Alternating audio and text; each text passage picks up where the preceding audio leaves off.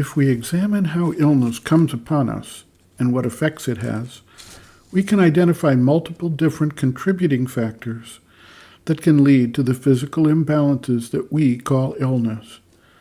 Many of the symptoms of illness are the result of the physical body actually resisting the effect of the illness. Is it possible to do away with illness? Is it possible to prevent illness? Is it possible to heal illness? We live in a world that is enamored of the idea that illness is caused by germs, that is, bacteria or viruses. These germs proliferate and enter our body and start to cause the illness, and we then become sick.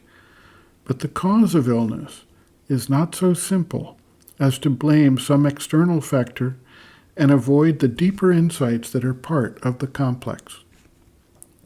Some people rarely, if ever, get sick. They are said to have a strong immunity. Generally, these people have a vibrant and strong vital sheath, which radiates an energy that repels contrary forces. Germs, after all, are simply physical carriers that create a vibratory pattern when they find a receptive host. If the vital sheath is able to prevent or neutralize the action, then the individual does not become ill. In many cases, the mind actually weakens the vital protective sheath through the operation of fear.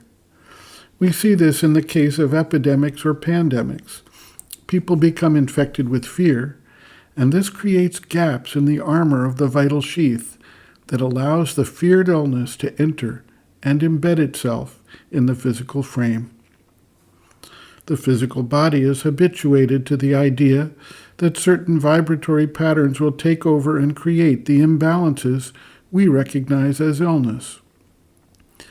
It is possible for individuals to build up the strength of their vital sheath to such a degree that illness has little chance of passing through and creating the physical vibrational pattern. Certain individuals, such as dedicated practitioners of yoga for many years, use mantras, pranayama, or other mechanisms to enhance the sheath and thereby find that they do not become ill. Just as the mind can help create the environment for illness through acceptance of fear, modern science shows that the mind can also be a powerful tool in healing the body. What is known as the placebo effect is worth examination.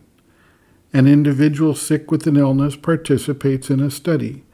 Certain people are given medicines that have an active property to tamp down the activity of the germs in the creation of their vibratory patterns. Other individuals are given a remedy that in fact has no active force associated with it. Their belief in the remedy, regardless of its actual ability to attack the invading germs, has been found to cure individuals some 25% of the time or more. If there is no active medicine, then we have to attribute the healing power to the mind and the body itself. Some people are able to experience a feeling of pressure on their vital sheath, which they associate with a potential attack of illness. In some cases, they succumb to the feeling and then they become ill.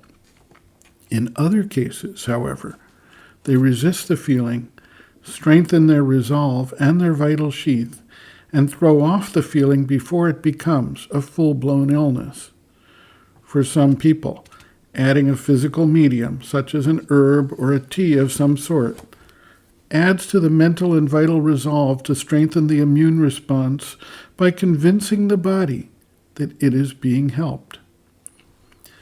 Many people report the significant benefit they receive from the use of homeopathic medicines, which have no identifiable active ingredient, but are supposed to work solely on the subtle vibrational level. One case in particular that has been brought to our attention involved an individual who was suffering from a severe case of amoebic bleeding dysentery while he was visiting India.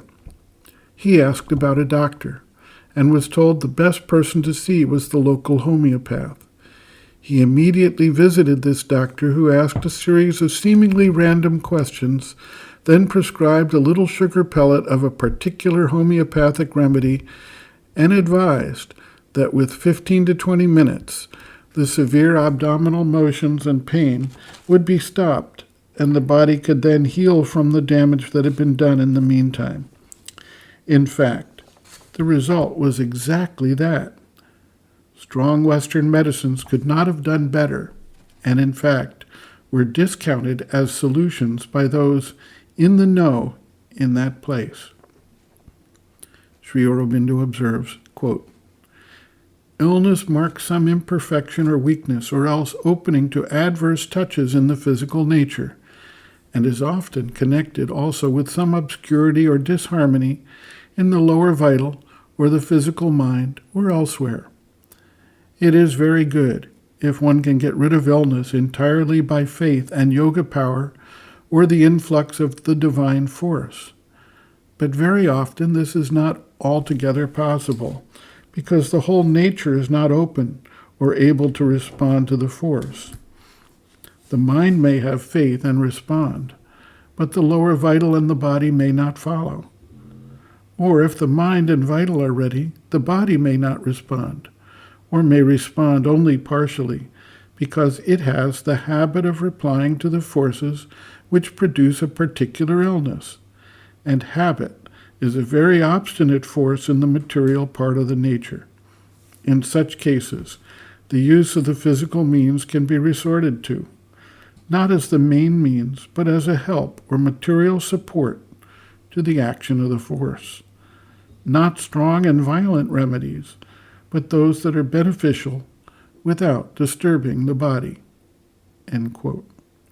Reference, Sri Aurobindo, Bases of Yoga, Chapter 5, Physical Consciousness, Subconscient, Sleep and Dream, Illness, page 104.